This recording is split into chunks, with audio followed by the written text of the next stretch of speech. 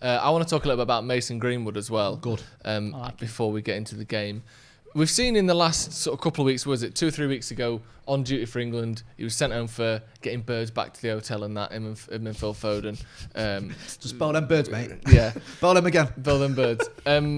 So yeah, it was, a couple of girls went back to the hotel. So this story began of Mason Greenwood maybe being a bit of a tricky customer, a bit of a troublemaker, whatever. Then he's dropped for the Newcastle game last week. He didn't play, or he's dropped, or he's not fit, or he was out of the squad for the Newcastle game. Then he was out of the squad for the PSG game.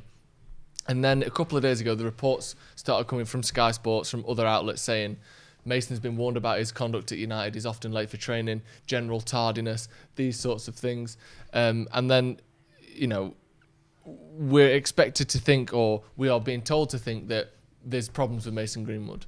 But then, all of a sudden, Solskjaer comes out and says, sorry to disappoint you all, he's never late for training, he's a model professional, there's no problem with Mason Greenwood. First of all, we spoke about it in the podcast, Jay, and obviously Alex as well, we'll come to both of you in a minute. We spoke about it in the podcast and said, is this a problem if he is turning up for training late? Secondly, now there's another layer to this of, is he even turning up for training late? Do you think that he is and Solskjaer's covering for him? Do you think that a lot is being made out of something very small? And if so, why hasn't he been playing then? Or do you think Solskjaer's covering his man here? Or do you think this has all been blown out of proportion and the press have got a new target in Mason Greenwood? There may be a little bit of both sort of things there. There may be some sort of slight issue or whatever, but it's been blown out of proportion because it's Manchester United. And you want to put a headline with the words Manchester United in it because people are going to click on it. Either way, I don't know Mason Greenwood. I never even, don't know him at all. But never met him. I've met him. I shadowed at school once in class. And I'll never forget. I've told you the story. The teacher said, "That's Mason. He gets to leave early for training. He plays for Manchester United." We've tried That's what to, you said at the time. Yeah, we've tried to he does. We've tried to get him to focus on his schoolwork, but he just won't listen. I'm trying to tell him most footballers he always don't turns make up late for English. You're like, oh my god, it's true. Write that down. Yeah, I'll sell that. But listen, he's got good people around him. I think I was chatting to Dave the other day. He says his dad was always at the academy, and he's got like strong influence there. I don't really think there's an issue there. Ole Gunnar Solskjaer has addressed it because it become this story. He's backed him. And also, let's not forget, Mason Greenwood has the greatest person you can have as an influence in his squad, in young Marcus Rashford, a lad who's come through the academy, a lad who's had his critics in the past. People have questioned Marcus whether he's good enough, all this other garbage. And he's now, basically de facto prime minister. So I'm not too worried about Mason Greenwood. I think there's enough good people around him to keep him on the straight and narrow if he even needs to be kept on the straight and narrow. Yeah, I agree. I think Mason Greenwood's done really, really well with. It was strange with England how they kind of put him in the firing line straight away with England. I think that was one of the main difficulties with it all, where United hadn't put him to any press whatsoever, hadn't done any press conferences whatsoever for a long, long time, and then all of a sudden, England first person, right? Mason Greenwood, you're doing that, which is just ridiculous. It was badly treated, and then obviously Joe's back, by the way. there was a problem there with what happened in Iceland. But after that, it just all seemed very strange with how it was dealt with, and then I think it got made a bigger thing when Southgate dropped him as well. So I think Ollie has maybe said, you know what, let's kind of ease him back into the team again. It worked last season where he didn't play too much all the way through. They kind of eased it into it, and then he obviously had the great end to the season. And maybe there's a little bit of that now where they're gonna, ease him into this season again, make sure he's not overawed by anything that's been going on, and hopefully he comes back, maybe comes on today and starts firing again.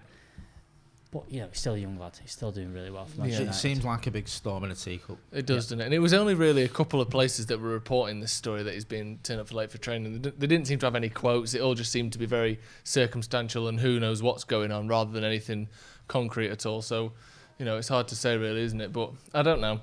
I just think that the likelihood is that nothing's going on, and that they want a story for someone who they've decided is trouble or who they've decided is problematic. So it's hard to know really exactly what's going on, isn't it? It is hard to know what's going on, but I think I'm pleased with the way Ole Gunnar Solskjaer has handled this. I think you do the right thing. You address it. You say it's a load of nonsense. You back your player.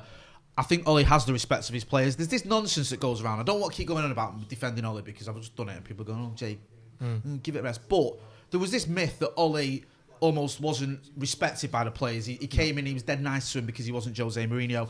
And then it's like, oh, he's too soft. We've seen it. We've seen him on the touchline screaming at Jesse Lingard, one more, and you're effing off. Yeah. So don't give me this nonsense that someone that survives the Norwegian winters is soft, because he ain't. No. Do you know what I mean? You're not. No. We've seen it as a player. There was a little bit of steel to Ole Gunnar Solskjaer, and let's face facts, you can't handle personalities like Paul Pogba, like some of the other players. We've got Anthony Martial, and I'm not just naming the French players, but the players that we've got that are big personalities, that are big stars, that have a lot of sway, that you do because of the sort of the talent they've got, the marketability they've got. They have a lot of sway. Jose couldn't handle it. To a lesser extent, Louis van Gaal couldn't handle it with certain players.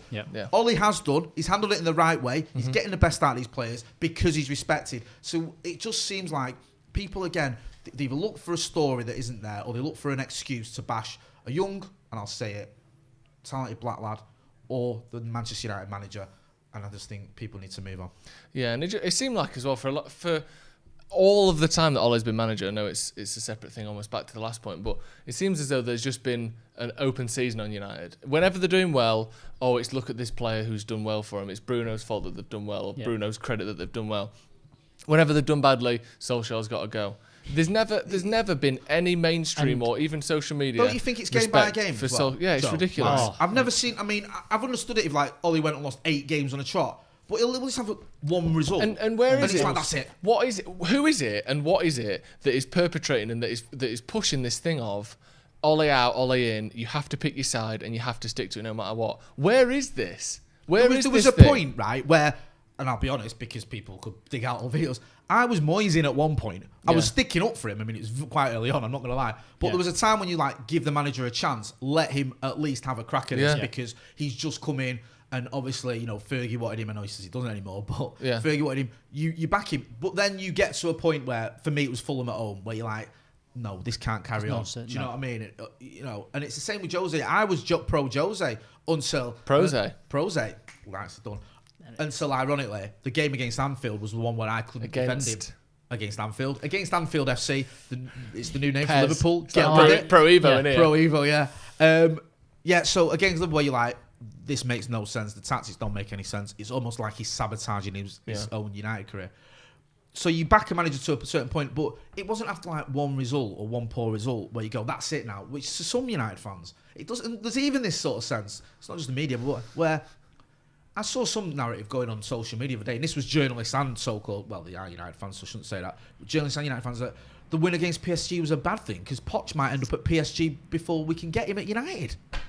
I mean, honestly, just bore off with the absolute. Just if you can't enjoy a win against Paris Saint-Germain away, you're just mentally ill.